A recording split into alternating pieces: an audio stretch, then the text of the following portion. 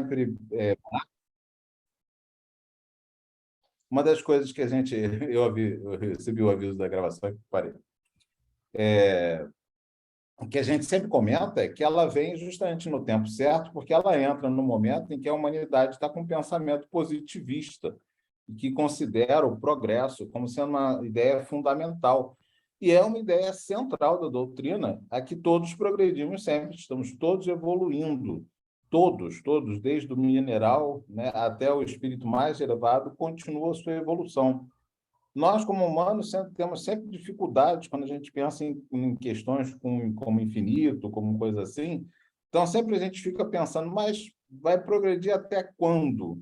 Não tem um até quando. Quanto mais a gente progride, mais a gente descobre que tem coisas a conhecer, mais a gente conhece. E isso, na verdade, é um processo oposto, né? Justamente eu brinquei até, antes de começar a palestra, eu brinquei com o termo que Sócrates usava, né? Só sei que nada sei, porque quanto mais você aprende, mais se descortina na sua frente campos de aprofundamento, campos de conhecimento, de cruzamento daquelas informações que estão ali. Então, você se descobre cada vez com mais coisas já a descobrir, cada vez mais ignorantes. Mas também naquela época, ou seja, em todas as épocas da humanidade, os espíritos sempre prezaram por esse tipo de atitude, sempre trazendo as doutrinas no momento em que elas fossem cair em solo fértil. Né? Porque quando se traz a doutrina no momento que não é em solo fértil, simplesmente aquilo desaparece e aquilo vai sumindo. Se a gente for pensar, a gente teve civilizações aqui na América do Sul que eram muito mais avançadas que civilizações europeias, mas muito mais mesmo, tanto em termos de construção, né? Quando a gente visita as pirâmides aqui da América do Sul, você vê que o pessoal pavimentou quilômetros quadrados de área para poder construir em terreno plano que não existia ali no local. Então, a gente fica olhando como aquilo foi gigantesco, como era muito mais do que era na Europa naquela época, em que se construía paliçado de madeira, né? E a gente simplesmente não ficou para frente porque não teve não caiu em solo fértil aquilo. Da mesma forma, os conhecimentos que o Brasil, né, teve as vantagens justamente dos conhecimentos dos povos africanos, né? Afinal de contas, europeus não conheciam muito de mineração, nem de plantação de cana, nem de plantação de café, tudo isso veio dos africanos, né? Então a gente teve toda a riqueza feita aqui, não por causa dos europeus, mas sim por conta dos africanos, e boa parte do que eles trouxeram de cultura ficou na cultura brasileira, mas não é reconhecida muito desse jeito. A gente incorporou, usa, mas faz de conta que não existiu. E outras, no entanto, como a cultura grega, a gente fica falando o tempo todo, a gente discute sobre Sócrates, Platão, sobre antes mesmo deles, né, há muito tempo. Então, vamos ver como é que caiu isso, né? A gente tem, naquela época, uma Grécia que não é o que a gente conhece hoje. A gente, quando conhece hoje o mundo, a gente pensa o mundo como separado em países, em nações, né? Grupos circundados, com fronteiras bem restritos. Naquela época não era assim. A Grécia era um conjunto de povos que partilhavam uma cultura semelhante, tanto no sentido dos deuses, quanto no sentido da fala, que falavam o grego, ou pelo menos tinham o grego como uma das suas línguas faladas, né? Então, isso se espalhava desde da Itália, desde a Grécia, propriamente dita, até o norte da África. Toda aquela área era dominada por uma cultura grega ainda, bem antes da cultura romana. No início, quando isso começou a se organizar, quando esses grupos começaram a compartilhar a mesma cultura, ainda é na época em que o pensamento era muito teológico, era muito voltado para os deuses. Aqueles deuses gregos, né? Bem diferente do conceito de Deus que a gente tem hoje em dia. Quando a gente fala em Deus hoje em dia, a gente pensa na perfeição, né? Os deuses gregos estão bem longe da perfeição. Na verdade, eles estão longe até da imortalidade. Os deuses podiam ser mortos. Eles eram só poderosos, né? Então tem toda aquela sequência que vem primeiro, né, os titãs são derrotados e finalmente Zeus chega e consegue assumir o trono dos deuses, que vai falando do início da cultura. Justamente a metáfora que tem contida nessa história é que antes o que era levado, né, pelas potências, pelas forças da natureza, depois vem a ser dominado pela inserção do homem na história, modificando isso, que é quando, né, sai dos titãs lá e começa a Cronos a tomar conta das coisas, as pessoas dominam o tempo, dominam a agricultura, isso é o reinado de Cronos, e finalmente Zeus vence Cronos, né? Cronos destrói tudo, comia os filhos todos. Zeus vence Cronos e instaura um tempo da história, onde, né, a história contada garante a continuidade da cultura, e é isso que forma, né, o espalhamento da cultura grega, é isso que vai formar. Mas perceba que a gente está falando de deuses que fazem as coisas, tudo vinha dos deuses, a parte boa e a parte ruim. Né? Tinha deus da guerra, tinha deus, tinha parte, tudo dos deuses. Nessa mesma época, você ainda tinha na Grécia palácios, palácios de templos de onde se emanavam as normas. Então, você vê que a cultura também era centralizada. Né? Alguém mandava as coisas e as pessoas obedeciam. Né? E eram esses grandes locais poderosos que, né, dominavam, controlavam, definiam as regras, definiam tudo. E era como se via isso. Né? Essa época, o pessoal falava de uma cultura só teológica. Esses palácios, no fim das contas, tiveram que enfrentar algumas invasões e fizeram com que os povos fugissem justamente para os campos. Existe uma disseminação das populações, elas se espalham pelos campos, e aí, naturalmente, se vem um segundo momento na cultura grega, onde as pessoas começam a passar a pensar mais nas coisas. Aí vem aquele período que Tales de Mileto começa a inaugurar, começa a pensar, não, tudo é feito da água, né, outros filósofos vão falar, não é da água, é da terra, água, terra, fogo e ar, aqueles elementos.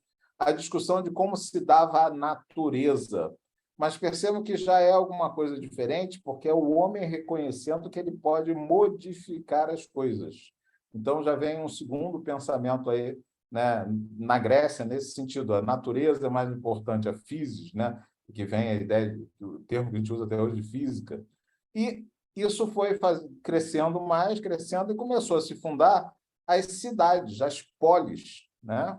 Aí até a época que você tem um dos livros de Platão, que é a Politeia, ou a República, como o pessoal traduz, não é exatamente república no sentido nosso, mas era o conjunto de polis, de onde eram cidades que terminavam definindo suas regras. Começava a haver um foco nas relações entre as pessoas, na política, literalmente, né?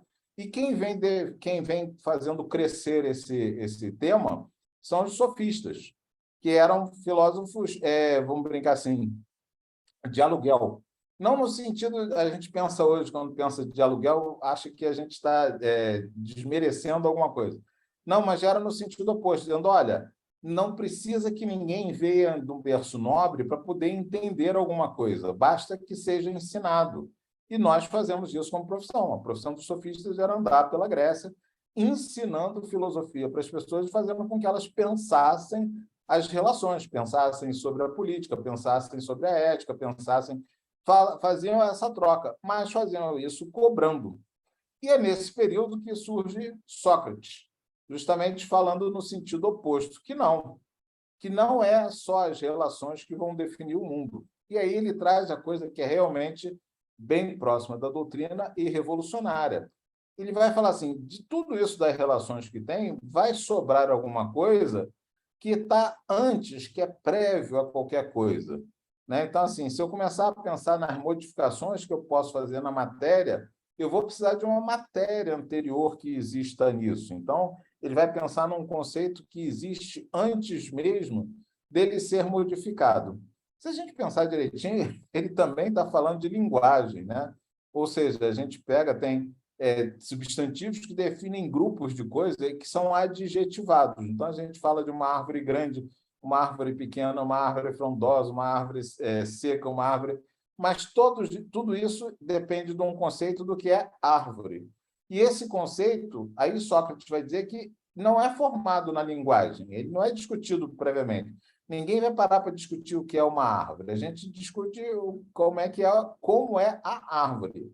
Então, ele vai começar a ter uma ideia que a árvore existiria previamente, que existiria já antes mesmo do indivíduo nascer, um conhecimento. Vocês já ouviram falar disso em algum canto, né? Afinal de contas, a gente é espírita, a gente já ouviu falar que no mundo espiritual também existem organizações de que elas são muitas vezes mais avançadas até do que na Terra, e muitas vezes aqui na Terra a gente tende a tentar reproduzir esse modelo. Então, Sócrates vai trazer, e aí já tem um detalhe sobre Sócrates, porque existem algumas pessoas que discutem se Sócrates realmente existiu, porque o jeito das pessoas passarem o conhecimento naquela época, na Grécia especialmente, eram através de peças, peças que eram encenadas para o público, né?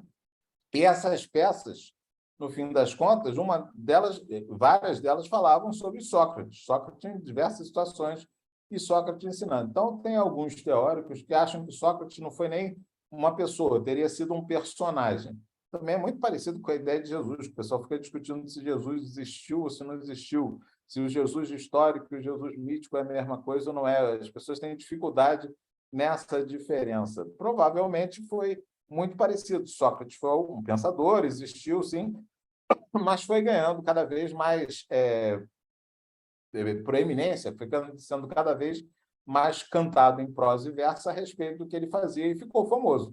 Quem fala sobre Sócrates, quem traz as coisas que Sócrates disse, é Platão, que narra Sócrates como sendo o mestre dele. Mas, assim, tem pessoas que discutem se ele viveu ou não viveu.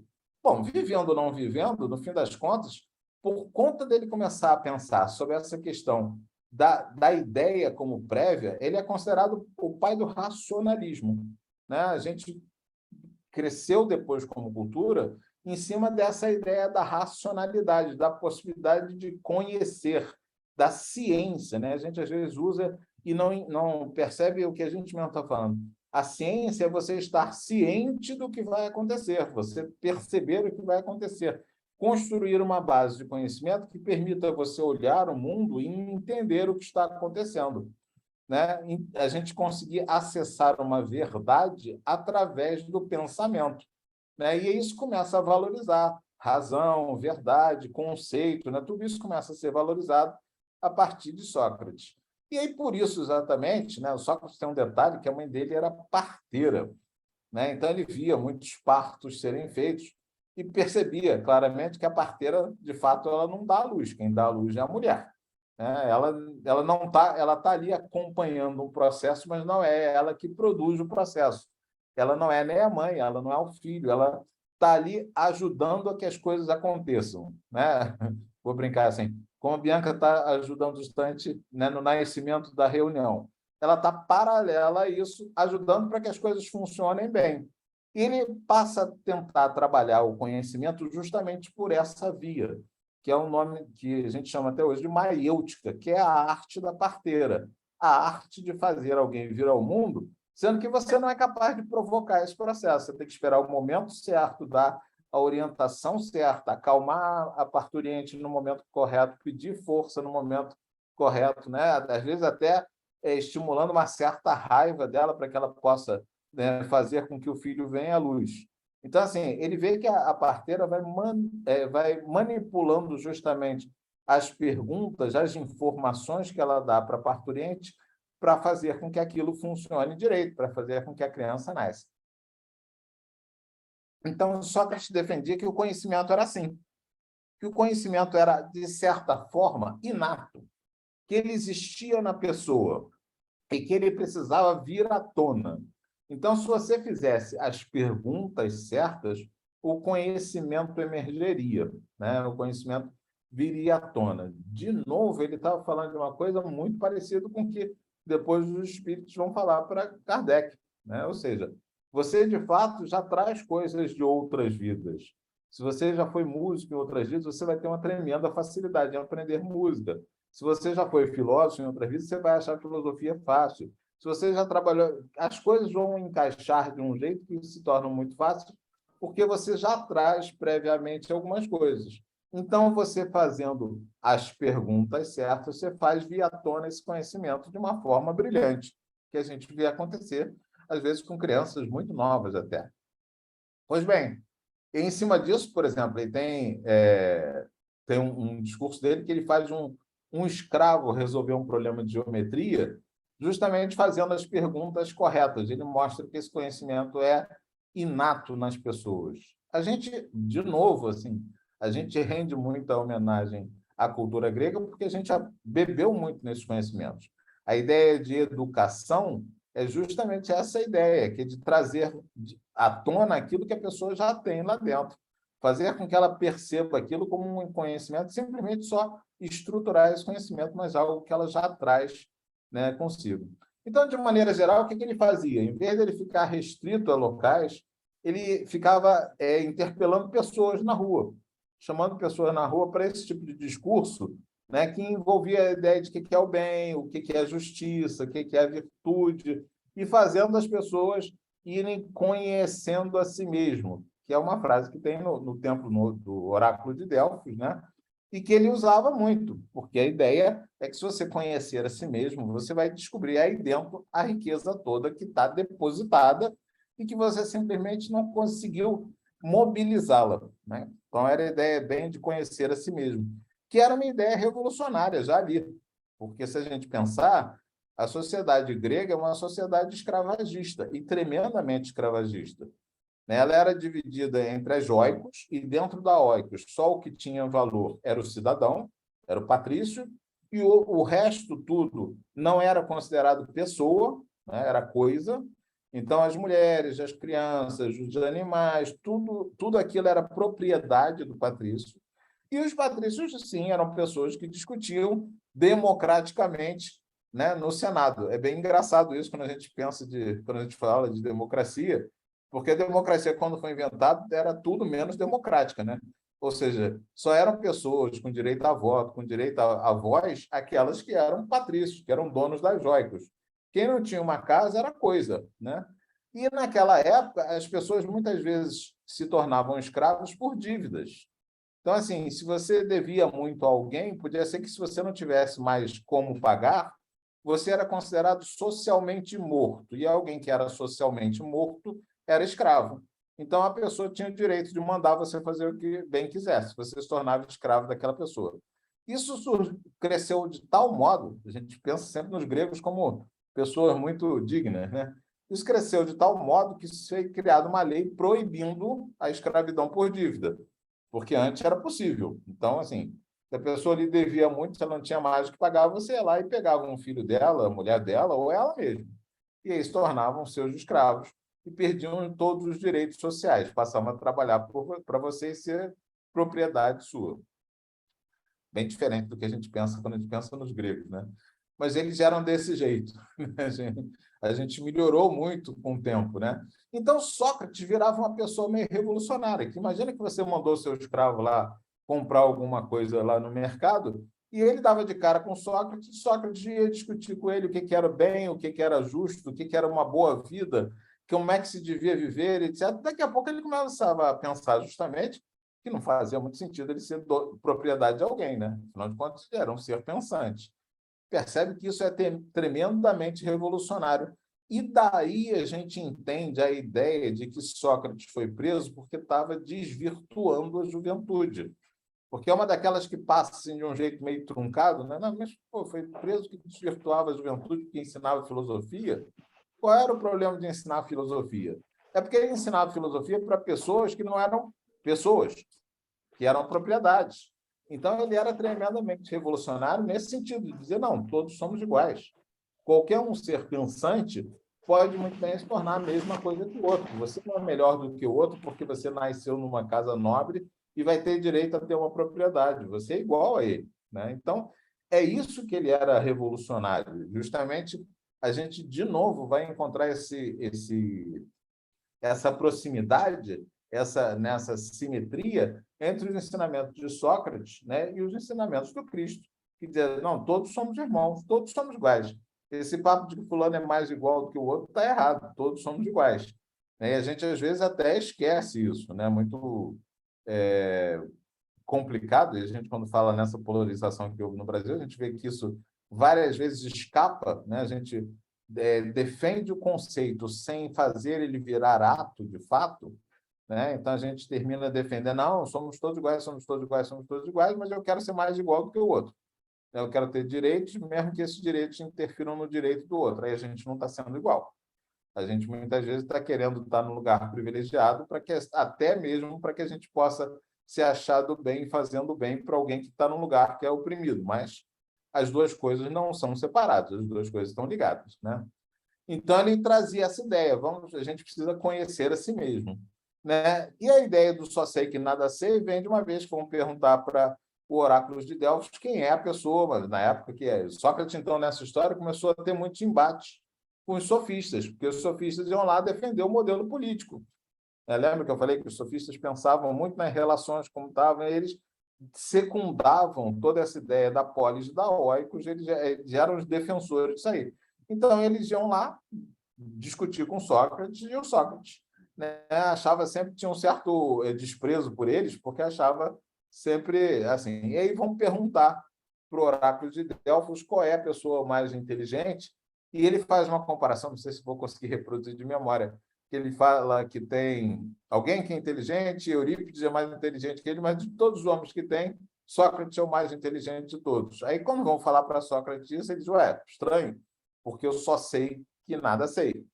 Né? Então, não é nem uma questão assim de se rebaixar, mas essa questão do conhecimento. Ele se dá conta de quanto mais ele pensa, quanto mais ele conhece, quanto mais se descortinam as coisas para ele, que elas não se fecham. Ao contrário, elas vão se abrindo cada vez mais. Elas vão se mostrando cada vez mais amplas. Então, ele só sabe que nada sabe. Para ele, né, é bem garantido que esse conhecimento não o torna diferenciado, até muitas vezes ao contrário, né? Hoje em dia, se tem pesquisa científica a respeito, né? A gente tem um viés que a gente normalmente tem uma opinião muito fechada sobre assuntos que a gente conhece pouco. Então, quando você pergunta a alguém que conhece muito de um assunto, normalmente ele tem dúvida. Diz, deve ser assim. Até que alguém diga o contrário, é assim, porque esse é o pensamento científico.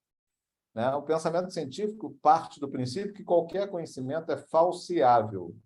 Então, quando alguém me pergunta se eu sei o que é tal coisa, eu digo, olha, até o momento eu entendo que é assim, assado. Isso não impede que ninguém mude esse pensamento. Isso é um pensamento científico. O pensamento religioso, pelo contrário, vai pela via oposta. Ele vira e diz assim, não, olha, a verdade é essa que está aqui. E muitas vezes a gente se pega, né, reproduzindo isso, porque a gente vê em várias religiões, tem livros sagrados, cara, a verdade está escrita aqui. Eu sempre acho isso muito engraçado, né? Porque como é que toda a verdade do universo vai caber dentro de um livro escrito com letras, num papel aqui na Terra? É o cantinho do cantinho do cantinho do cantinho do universo. Óbvio que a verdade não está toda ali. Né? Aquilo pode ter sido uma orientação muito boa, aquilo é uma orientação que ajuda a gente a encontrar o caminho, aquilo é uma orientação que é importante nesse momento, mas não é toda a verdade, porque toda a verdade não vai estar contida em lugar nenhum. A gente, quanto mais conhecer, mais verdade terá a conhecer. A gente tem que ter isso sempre muito presente, porque às vezes a gente se pega diminuindo até a religião do outro em função de uma religião que a gente acha melhor. Mas ela é melhor para mim. Então, eu dizer que a religião é melhor para mim não diz que é melhor para o outro. Muito pelo contrário, às vezes não é. Né? Na área da psicologia, eu sempre comento muito isso, porque assim, as religiões neopentecostais, com todos os erros que ela tem, a gente, agora por um momento complicado com elas, né? Com todos os erros que ela tem, elas conseguem uma atuação junto ao pessoal que é dependente de drogas que é impressionante e que a doutrina espírita não consegue. A doutrina espírita, com a ideia da liberdade que a gente tem, olha, você escolhe o que você quer e você simplesmente vai ficar com o resultado disso, vai passar pelas consequências disso.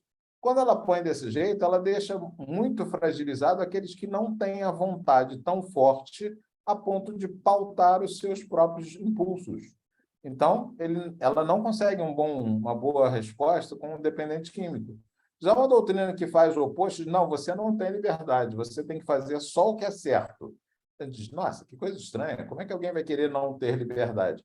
Mas isso, para quem tem o ego fraco, que tem uma dificuldade em conter o seu impulso, é muito mais fácil. Porque ela diz, não, eu tenho que conter porque não é só uma questão do meu impulso, é a questão da vontade de Deus. Eu não posso fazer porque Deus disse que não. Né? Eu acho sempre engraçado um Deus dizendo não. Né? Até porque se o Deus Então, Deus da criação, ele está sempre dizendo sim. Não, vamos embora, faz aí mais coisa, crie mais coisa. Faça mais bem e menos mal. Né? Não é não faça o mal, é faça mais bem e menos mal. Aquela pergunta que a gente sempre diz. A gente vai desencarnar, chega lá para o mentor e diz, viu? Olha, eu não matei, não roubei, não cometi falso testemunho, tá tudo certinho, né? Posso ir embora. Mas tá bom, você não fez o errado, e o certo. Cadê o certo, né? Aí você vai dizer, não, mas, poxa, eu fui um homem de bem. Diz, não, foi não. Cadê o bem sendo transformado em ação? Pois bem, vamos continuar, senão eu me perco na parte, né, que eu gosto disso. Então, já Sócrates já fazia essa diferença que existiria um mundo, né, das ideias, como ele chamava, hoje em dia a gente vai chamar de mundo espiritual, e que desse mundo das ideias a gente partia e encarnava num corpo. E, literalmente, a gente nascia vindo do mundo das ideias com as coisas boas que a gente já trazia de lá. Mas que, uma vez encarnado, a gente muitas vezes se perturbava pelas questões dos sentidos, né, do que a gente sente, das nossas impressões, e se transviava, a gente perdia o caminho. Né? Aí é bem interessante, porque essa divisão entre corpo e alma que a gente muitas vezes permanece fazendo até hoje, esquecendo que o corpo é a expressão daquele espírito. Né? O meu corpo foi construído célula por célula, seguindo as orientações, digamos assim, do que eu sou, do espírito que eu sou. Então, eu chegar aí agora a querer dizer, não, a culpa não é minha, a culpa é do meu corpo, é uma posição meio truncada, porque, na verdade, a culpa não é do corpo. O corpo é uma ferramenta que eu uso. É claro que vem do corpo uma série de coisas, porque ele é uma máquina biológica que traz consigo diversos campos. Então, por exemplo, está nesse corpo a dificuldade que a gente tem para estar num local que não tenha hierarquia. A gente quer que exista um chefe em qualquer coisa. Né? A gente não deixa as coisas ficarem sem ter uma hierarquia, porque viemos de animais gregários. Animais gregários têm hierarquia na sua máquina biológica. Eles precisam ter uma definição de quem é que pode bicar a cabeça de quem para falar de galinhas, por exemplo, ou quem pode bater em quem para falar de macacos. E a gente carrega isso dentro da gente. O resultado é que, muitas vezes, a gente fica cobrando exatamente isso. E não é à toa que, em momentos violentos, quando a gente se acha que a sociedade está violenta, a gente queira líderes violentos que resolvam as questões. É porque a gente recebe essa impressão do corpo e, se a gente não se dá conta disso, a gente começa a cobrar da sociedade que responda a essa tensão que eu trago no corpo. Então, eu preciso de alguém que resolva as minhas questões, se possível, de uma forma violenta, como resolveria o gorila mais velho de um grupo de gorilas. Vai lá, se tiver muita bagunça, ele vai lá e bate em todo mundo e pronto, está resolvido, a bagunça cessa.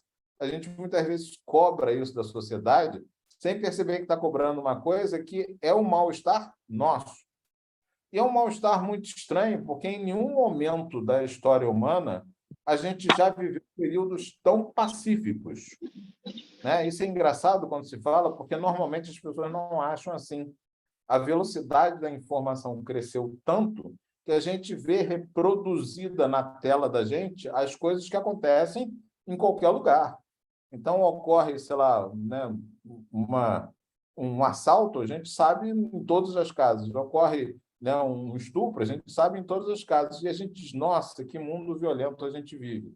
Não, que mundo bem informado a gente vive, porque isso sempre ocorreu e ocorreu em ritmo muito maior. Acabei de falar na Grécia que, se eu devesse dinheiro, alguém podia bater na minha casa e dizer, vamos embora, você agora é meu escravo. Acabou a história, não tenho o que reclamar, eu vou ser escravo dele para sempre.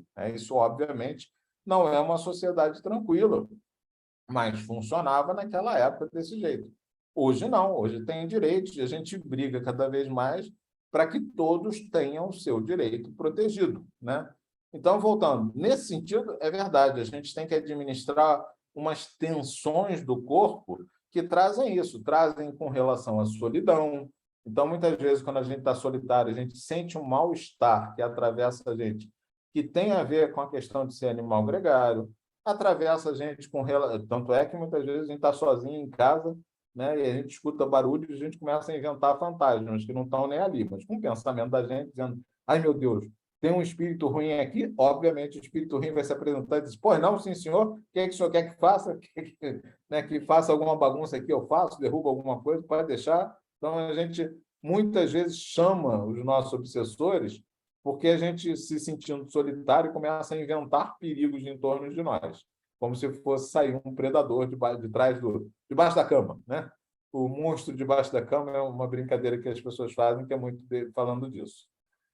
Seja com relação à solidão, seja com relação à hierarquia, seja com relação, muitas vezes, né, à própria violência. Então, se alguém desafia a gente de uma forma violenta, em vez da gente responder com tranquilidade, há a tendência da gente a ser mais violento ainda para fazer com que a pessoa vá para o seu lugar hierárquico. Então, são coisas que atravessam a gente, que, nesse sentido, Sócrates vai falar justamente disso, que isso transviaria, né, o sentido da alma que era do bem, e recebendo isso a gente perderia o caminho. Como espírito, a gente sabe que não é exatamente isso. As pulsões estão lá, né? As tensões que existem estão lá, sejam sexuais, sejam relativas ao poder, sejam relativas à propriedade, elas existem e estão presentes. Sou eu que tenho que aprender a administrar a máquina. É essa máquina que eu habito, essa máquina eu preciso administrar. As paixões estão lá, sempre tiveram, e são, no dizer dos espíritos, alavancas que decuplicam a nossa capacidade evolutiva, mas se deixadas correndo soltas, elas são como cavalos bravios que vão destruir tudo que a gente plantar. Então, a gente precisa segurar a rédea, administrar e colocá-las a nosso serviço. Então, nesse sentido, é muito parecido, é bem atual o que Sócrates dizia, Sócrates e Platão, né? E aí vem um problema que assim, a gente tem também até hoje. O pessoal, às vezes, associa que, então, se o corpo traz coisas que muitas vezes dificultam a nossa evolução, então o corpo é uma corrupção. O corpo é algo a ser aniquilado, o corpo é algo a ser escondido, o corpo é algo a ser, tanto quanto possível, deixado de lado, né? Que isso vem daquela época, vem dessa ideia de que o mundo perfeito é o mundo das ideias e o mundo físico é uma cópia imperfeita que a gente tem que impedir que arraste as almas que ainda não estão preparadas para poder fazer as coisas erradas. Volto a dizer, não é bem assim, cada um está no seu lugar, né? E assim, isso parece de música, mas não é isso. Cada um de nós, evolutivamente, é trazido para a encarnação que melhor facilita o seu desenvolvimento. Então, isso é bom para a gente parar para pensar, porque assim, se eu nasci na Terra, né, na América do Sul, no Brasil, no Rio de Janeiro, na cidade do Rio, no bairro tal, eu tenho algo a ver com isso. Eu sou alguém que tem algo a fazer ali. Nesse sentido, somos todos missionários, né? E não ao contrário. E se eu nasci daqui, eu tenho que fugir daqui o mais rápido possível e me afastar disso que, de alguma forma, me corrompe. Não.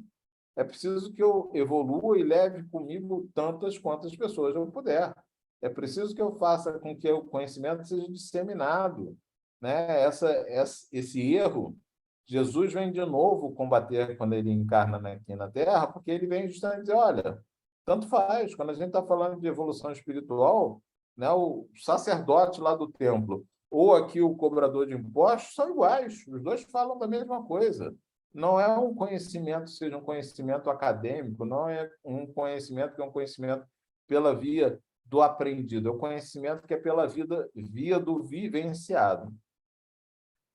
Uma outra coisa que Sócrates vai trazer também é a ideia do daimon, né? Que a gente tem sempre um daimon, né? E aí a gente, o daimon é a palavra que dá origem à ideia de demônio. Então, quando a gente fala de ter sempre um daimon, óbvio que muita gente vai pensar logo nos obsessores. Não, é isso, eu sabia que desde a Grécia deve ter um obsessor que me acompanha. Não é isso, né? O daimon, a ideia do daimon é a ideia do espírito.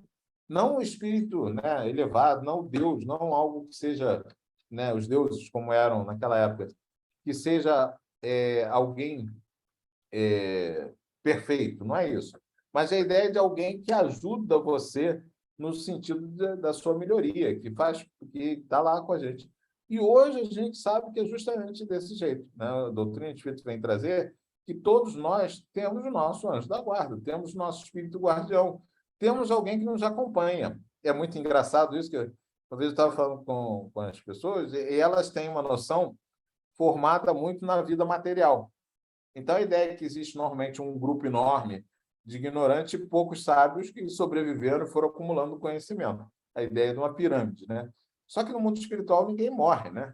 Então, assim, a gente vai ter, independente do tempo que leve para evoluir, para ir, digamos assim, passando de nível, depois da infinitude do tempo, a gente vai ter exatamente o mesmo número de pessoas, né, sendo criadas e pessoas que evoluíram. Então, cada um de nós tem seu espírito guardião. Cada um de nós também vai ter a tarefa de ser guardião de alguém, porque isso é uma corrente, literalmente uma corrente que vai unir, né? Como a gente fala na doutrina, desde a angelitude até o animal. É uma corrente que vai passando, cada um sendo exatamente quem ajuda o próximo. Por quê? Se um espírito puro comparece perante a mim, ele vai falar e eu não vou sequer perceber. Eu não vou entender do que ele diz. Eu não vou sequer me dar conta de que o que ele está falando tem a ver comigo. Provavelmente eu vou ser envolvido só numa sensação de plenitude e bem-estar que eu não sei de onde vem e não consigo sequer entender o que está sendo, né, passado como informação, porque o espírito puro vai estar muito distante de mim. Ah, não, mas eu vou entender. Não, uma das dificuldades que a gente tem na linguagem é justamente essa. Nossa linguagem é do tipo sim ou não, é linguagem dicotômica. Se eu falo para vocês, vocês estão ouvindo e pensando se é verdade ou é mentira. A gente está sempre discutindo nesse nível. E na natureza, nada é dicotômico assim, tudo são continuidades. Então, eu tenho o dia e a noite, mas tem as transições no meio. Elas não ocorrem, chega uma hora que clect. É só no nosso relógio que a gente diz, não, já passou das 6, então agora é boa noite.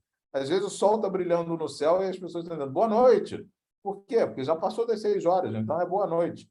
Não, não é bem assim que é. Isso é só no pensamento humano, porque na realidade ainda é dia, ainda está lá o sol brilhando, né? Então a gente tem transições e elas não são, né, de uma vez. A gente não passa a ser do mal para o bem de uma vez. A gente não passa a ser de ignorante para sábio de uma vez. Tudo isso são transições e a maioria delas muito lentas, porque a gente insiste muito na manutenção do que a gente é.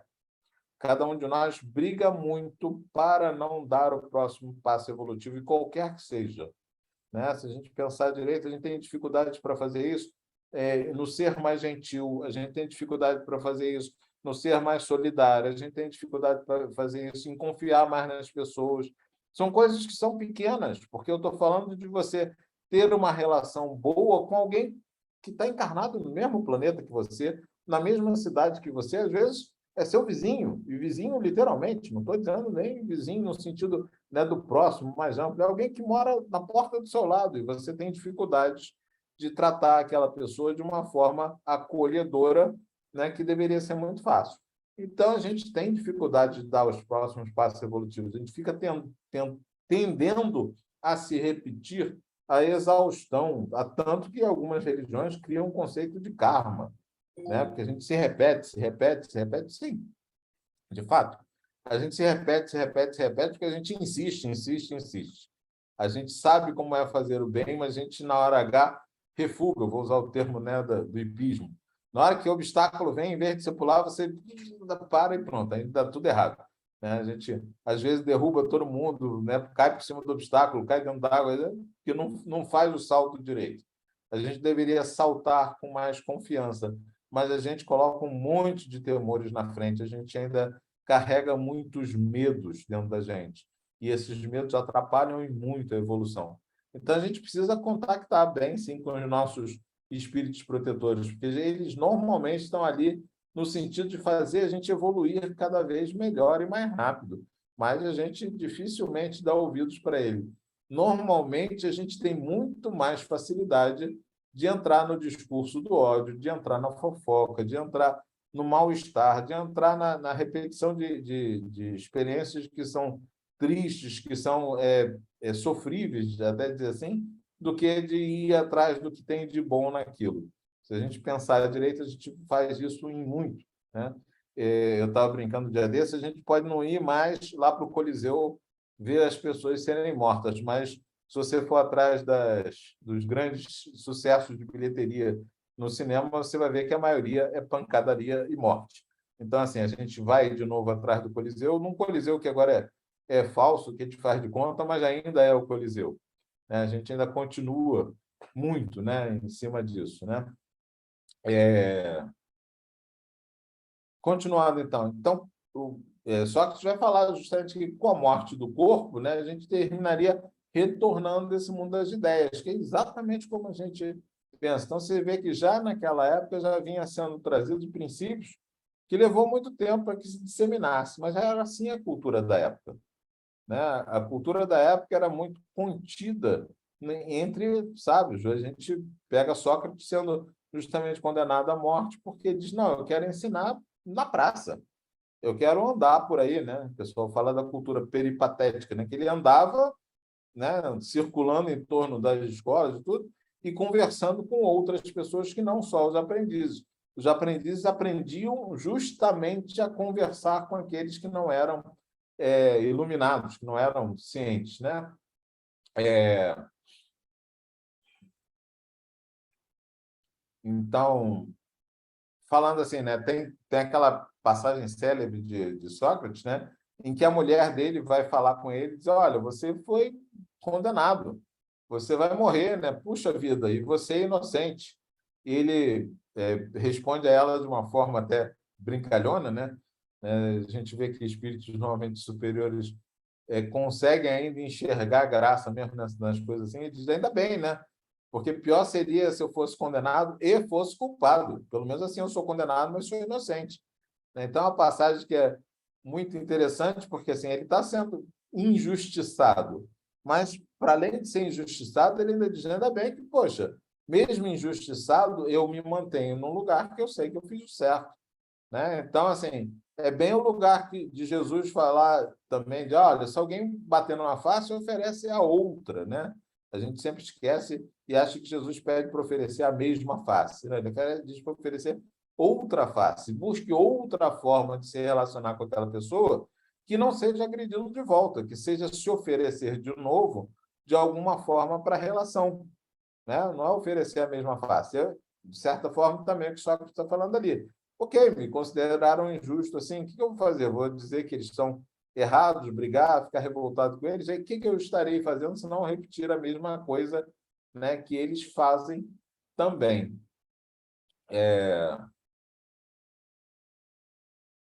O próprio Sócrates já ia falar que os que viveram na Terra vão se reconhecer no mundo das ideias, né? Vão se tornar. Ele ainda não tinha uma noção muito do espírito como a gente tem, mas ele já tinha essa visão. E isso é muito interessante, porque é bem parecido com aquela coisa que, quando Kardec vai perguntar, né, por que tantas culturas, tantas civilizações têm a ideia da vida depois da morte?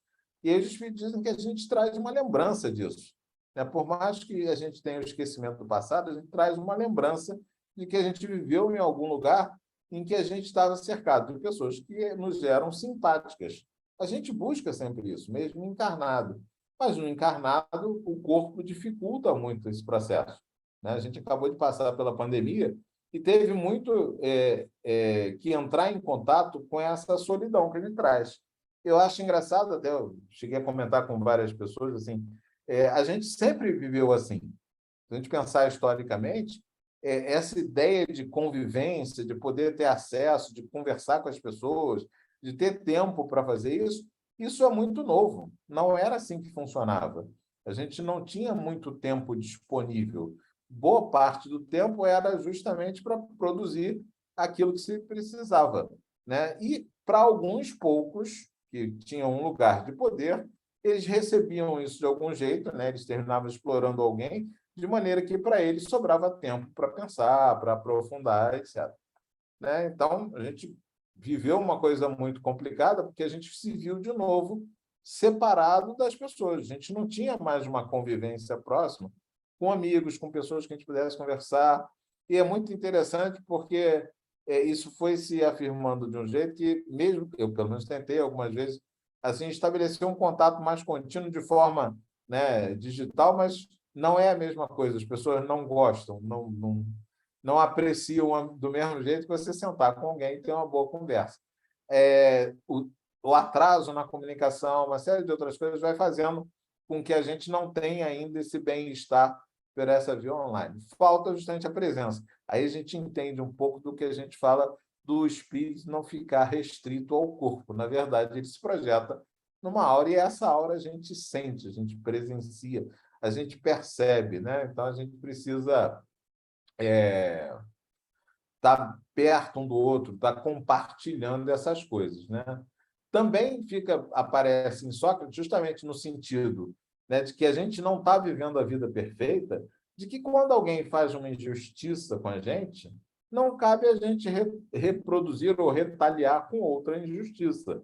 Ou seja, o melhor é ser justo mesmo com quem nos injustiçou.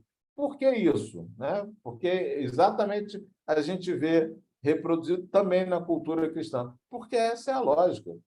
Se eu responder ao mal com o mal, eu vou provocar uma sequência, né, gigantesca. Isso foi sendo desmontado pela própria legislação à medida que ela foi se estabelecendo no mundo. Né? No início, a gente tinha a ideia de vendetta, né, de vingança, que era se alguém na tribo vinha e fazia alguma coisa a alguém do seu grupo, do seu clã, da sua tribo, você ia lá e exterminava todo o outro clã do outro, que era para poder não ter mais problema. Então, assim, alguém podia ter roubado alguma coisa sua, você ia lá e matava todo mundo. E estava justo, era considerado certo. Ah, não, está certo, porque assim você nunca mais vai ter problema. Né? E verdade seja dita, quando a gente vê algumas pessoas defendendo uma ideia que bandido bom é bandido morto, se volta justamente essa ideia da vendetta. Né? Não, estão de novo defendendo a vendetta, porque essas coisas não sumiram muito de dentro da gente. A gente continua carregando elas e continua precisando administrá-las e usando cada vez mais as nossas rédeas para conduzir as nossas paixões. Claro que quando alguém sente perigo, quer se safar do perigo.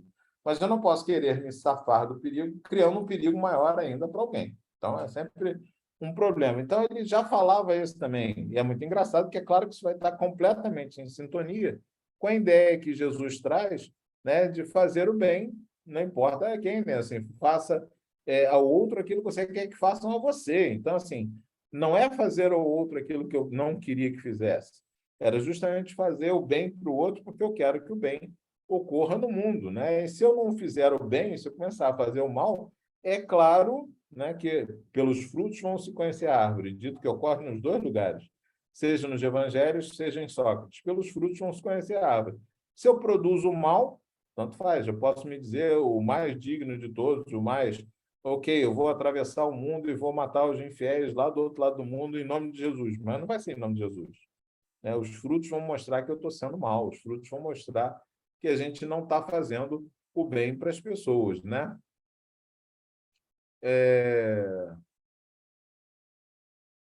Ainda também, indo lá, né?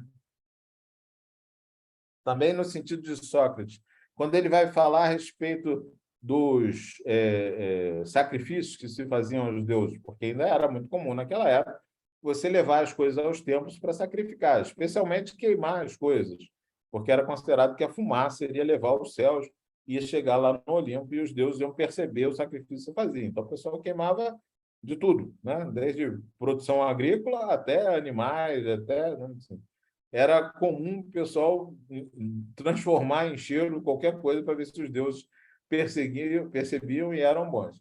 E ele vai dizer que não adianta muito. Mesmo as mais belas preces, na verdade, elas não vão ser melhor do que uma boa ação. Por quê? Porque a ação tem um efeito multiplicador. E aí Sócrates percebia isso com muita facilidade. Se eu consigo ensinar algo a alguém, isso tem um efeito multiplicador. Se eu consigo fazer com que aquela pessoa mude o seu jeito de vida, que aquela pessoa se descubra capaz de algumas coisas, eu vou ter um efeito multiplicador, porque essa pessoa vai ensinar a outro do mesmo jeito e assim sucessivamente.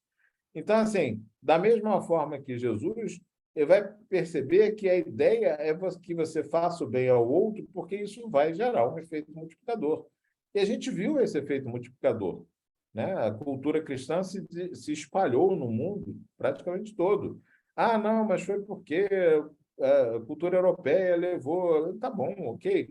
Pode ter todas as questões históricas envolvidas, mas, de fato, ela foi se espalhando e de um jeito que é muito impressionante, né? Hoje em dia, a gente tem a cultura cristã espalhada no mundo todo sob as suas várias formas. A doutrina espírita é a doutrina espírita cristã, né? A gente vai falar justamente disso, né?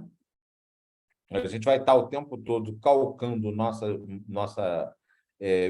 viver pelas regras que Cristo deixou, né? Pelas formas que Cristo ensinou a ser. É bem interessante que assim, a gente tem Moisés falando no início bem de disciplina, né? Depois vem Cristo falando de amor e Kardec falando de racionalidade, dizendo que não tem jeito. Se você não quiser fazer o bem, não tem jeito de evoluir, né? Você vai ficar estacionado. Ainda voltando, né? Aí tem uma diferença, né? Que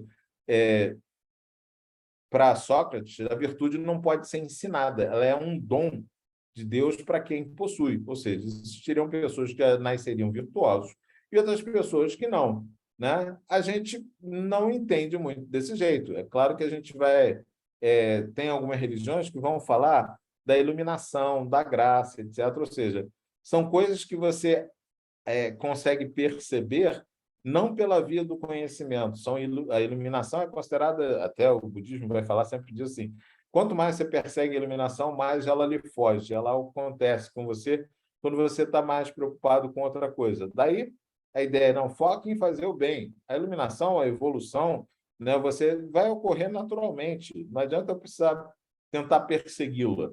Né? Não vai adiantar, a música do Gil é muito bonita com isso, né? Não vai adiantar eu me jogar no chão dos templos, não vai adiantar eu fazer sacrifício, não vai adiantar nada, porque esse caminho não é um caminho que vai levar a Deus, ou pelo menos não ao Deus que eu queria encontrar, porque muita gente vai atrás de fazer esse tipo de coisas, atrás de um Deus que lhe conceda um lugar diferenciado, né, no processo, na evolução, no fim das contas, como a gente acredita na evolução. Então, tem gente que acha que vai, né, e vou brincar com coisas que a gente via antigamente no Espiritismo, né, vai comprar um lugarzinho no nosso lar. Não, se eu fizer muitos bônus horas aqui encarnado, eu vou comprar meu lugar no nosso lar. E aí esquece que um espírito responde para Kardec dizendo assim, olha, quem faz o bem esperando retorno já teve a sua gratificação, zerou, tá? Valeu? Tá tudo zerado, 0 a 0. Por quê? Porque a ideia é que você faça o bem e aprenda a se satisfazer no bem que faz. A ideia do amor, né, que a gente tem, né, do amor ágape, como estava nos textos em grego, né, de Paulo, a ideia do amor ágape é o amor pelo próprio amor, é o amor que se apaixona pelo fazer o bem, pelo estar fazendo bem. O amor não é em direção ao objeto da pessoa, o amor é pelo próprio amar. E aí, quando a gente pensa no amor pelo amar, a gente começa a entender por que não precisa olhar para quem é. Você faz aquilo que você acha melhor para o outro e deixa, e vai embora, porque você já se satisfez com aquilo. E esse estado de espírito, estado de espírito aí tem um sentido duplo até, né? Assim, esse estado de espírito no sentido da minha motivação, e esse estado do espírito que vai fazer as coisas sem esperar que o outro reconheça, conduz a uma evolução, porque simplesmente me coloca num lugar onde eu estou fazendo aquilo simplesmente porque eu acho que é o melhor e deixo que as coisas aconteçam. Quando a gente tem um bom espírito, ele vai se representar, ele vai se transbordar nas ações que a gente tem. Então, a gente vê no ato das pessoas, naquilo que é feito, justamente aquilo que ela representa. E é o melhor jeito de estar no mundo, eu fazer aquilo que eu acredito que é certo. E, ao mesmo tempo, ter sempre em vista que cada um de nós, ele, ou seja, o nosso conhecimento, vou fazer melhor, refazer melhor, nosso conhecimento é feito em cima de preconceitos. Eu vivencio alguma coisa, eu me aproprio daquela ideia, entendo aquilo e digo, tá bom, então isso é assim, assim, assado. E isso vira um conceito que existe dentro de mim. Esse conceito é verdadeiro? Foi naquela experiência que eu tive. Vai ser na próxima? Não sei. Eu tenho que duvidar sempre dele, porque eu tenho que olhar e ver assim, continua funcionando bem, então esse conceito valeu aqui também. Esse conceito vale, e assim sucessivamente. Quando a gente vai fazendo isso, os preconceitos no sentido ruim que a gente usa, aquilo que leva a gente a fazer coisas erradas porque a gente acredita que são certas, eles vão cedendo, porque eu vou olhando para eles e dizendo, não, aqui não funcionou. Então, esse conceito meu está incompleto, está inexato, ele precisa ser atualizado, ele precisa ser modificado. E aí você vai lá e modifica. Modifica e tenta de novo. Se você está voltado para o bem, você vai estar sempre nesse processo permanente de aperfeiçoamento. Por quê? Porque o único juiz que você tem é você mesmo. Então, entenda, a gente sabe que quem está no início da evolução vai achar errado.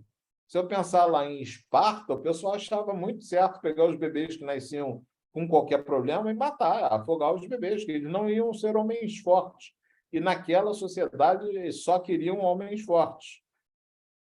A gente hoje não aceita isso. Ninguém vai aceitar isso. Como ninguém aceitaria mais de alguém entregar alguém para o outro porque está devendo dinheiro. Olha, eu estou devendo dinheiro para você, toma aqui meu filho, leva ele aí como pagamento, tá bom?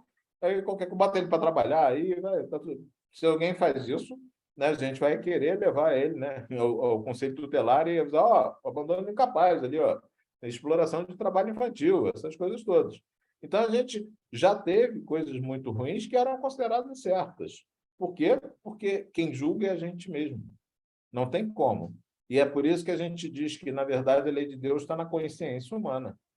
A gente tem que estar o tempo todo reavaliando o que a gente faz, se colocando no lugar do outro, se projetando e vendo, peraí, se eu recebesse isso de algum jeito, é ok? Não. Então, só que também ia defender que é na ação, no fim das contas, né, que vai trazer isso, né, que é a ação que vai modificar a possibilidade humana. Também ele vai falar de uma coisa bem interessante a respeito da medicina. Tenho que começar a correr, porque senão... A respeito da medicina, né? Porque ele vai falar que é muito importante que o médico não cure só a doença, que não foque na doença. Por quê? Porque a doença vem do mundo, do plano das ideias, a doença vem do mundo espiritual. Ora, isso não é exatamente o que a gente encontra na doutrina espírita, dizendo que qualquer doença ocorre primeiro no perispírito antes de se manifestar no corpo. Porque, no fim das contas, muitas das coisas, quando se manifestam no corpo, elas são entendidas e respondidas pelo próprio sistema imunológico como doença ou não, dependendo do meu estado de ânimo.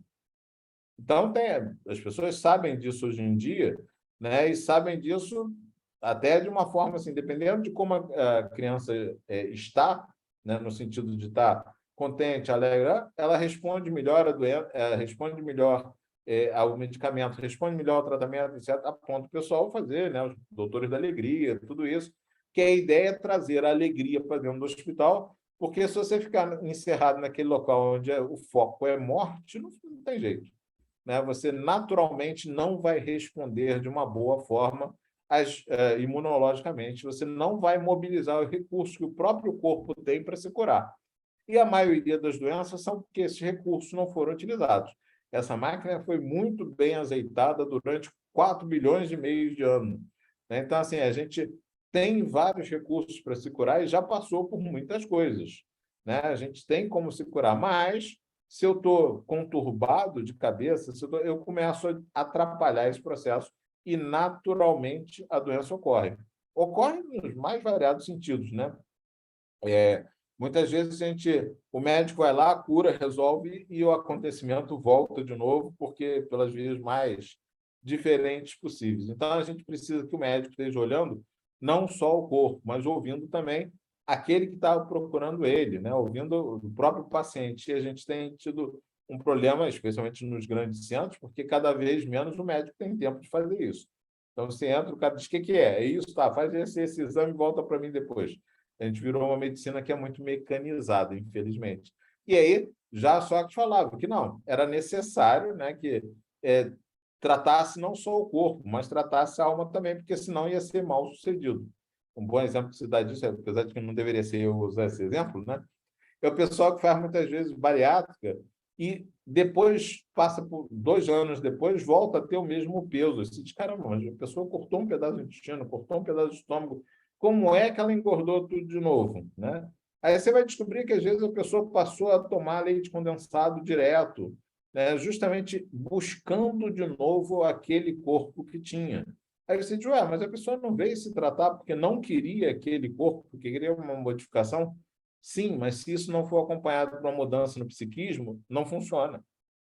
Você vai atrás de fazendo coisas que não faria normalmente. Se você perguntar por que a pessoa está fazendo isso, por que a pessoa pegou um tubo de shampoo, por exemplo, estou falando de caso concreto, esvaziou, encheu de leite condensado para poder tomar, mamar o leite condensado durante o banho, escondido da família, aí você vai dizer assim, ué, mas que isso? O que está havendo aí? A alma não foi curada, no dizer do Sócrates, ou no dizer, né, de hoje em dia, o psiquismo não foi trabalhado. Então, você trazer um corpo novo para um psiquismo antigo não combina e a pessoa vai procurar de novo o mesmo processo, né, de adoecimento que ela tinha antes, né? E, no final, uma coisa que eu até já falei, aqui no finalzinho do Evangelho, que é assim, a gente tem um problema sério, porque quando a gente desconhece alguma coisa, a gente passa a ter opiniões muito certas, por incrível que pareça, né? Quanto mais ignorante a gente é de um assunto, mais a gente tem opiniões firmadas sobre ele, né? Então, tem pessoas que acham que sabem tudo sobre alguma coisa que elas não sabem. E quanto mais a gente sabe, mais a gente começa a desconfiar que não saiba de tudo. Então, volta para aquela coisa do, né, a gente só sabe que nada sabe. Quanto mais a gente sabe, a gente deve ter questões sempre a ver. E do nosso conhecimento, já que ele é sempre parcial, já que ele está... entendo? Lembra que eu falei lá no início, a verdade ela vai se descortinando aos poucos e não vai ser totalmente descortinada nunca. A gente vai descobrir novas relações à medida que evolui, né? Então, assim, à medida que as coisas vão andando, a gente vai descobrindo as falhas no que a gente pensava e descobrindo coisas que estão cada vez mais. Vou ser provocador, né? Uma das coisas que eu sempre cito, às vezes, em palestras, justamente, a gente não faz muito, por exemplo, uma coisa que um podcast chama de teste do pescoço, né? A gente não olha direito a quem assiste a nossa reunião espírita e não vê se tem a mesma proporção de negros que tem na população original, de indígenas, se tem a mesma proporção de homens e mulheres. A gente não olha isso e faz de conta que isso é irrelevante. Mas isso, sendo uma amostra da população, deveria carregar a mesma coisa. Se não está carregando, alguma coisa a gente está fazendo de errado. Eu até brinco, assim, a gente faz de errado uma coisa, né? A gente chega no centro espírita, né? Alguém chega no centro espírita, a primeira coisa que você faz, né, é dar os livros. Olha aqui, a coleção de Kardec, vai lá ler que isso aqui vai ser muito bom. Num país que é ignorante como o nosso, isso não é necessariamente transformador. A maior parte das pessoas não vão ter condição de ler aquilo e entender o que está sendo escrito, o que está escrito. Não vão ter condição de fazer as relações entre aquilo que está escrito e a sua própria vida, né? E aí muitas vezes vão embora. A gente tem que tentar mudar isso e aí fazer o ESG, fazer coisas que no fim façam uma aproximação da pessoa a uma sociedade, a um grupo que estuda aquilo, é muito melhor às vezes do que fazer simplesmente toma o livro, vai lá, lê o livro para casa, que aí estão todas as respostas. Kardec fez um trabalho ótimo, juntou 1.000 e tantas respostas, essas são as que você precisa ler. Não vai conseguir. Se a gente pensar direito, a gente mesmo tem lido cada vez menos, tem procurado as coisas na internet, no YouTube, no não sei o quê, não é isso? A gente vai, às vezes, se preparar para alguma coisa e ver várias palestras, ver não sei o quê e tal, e esquece de pegar os livros para ler, não vai de novo às fontes, né? Porque a gente já tem o conhecimento ou já acha que sabe tudo, e quando a gente acha que sabe tudo, a gente está justamente fazendo o pior que pode. A gente, quando acha que sabe tudo, a gente está errando cada vez mais. Bom, falei justamente dos temas que foram elencados lá por Kardec, fazendo essa correlação entre as doutrinas de Sócrates e Platão, e especialmente de Sócrates, que eu falei mais de Sócrates, né? E a doutrina espírita. Espero que tenha sido provocador para vocês, que façam vocês também pensarem. Vai fazer pensar bastante.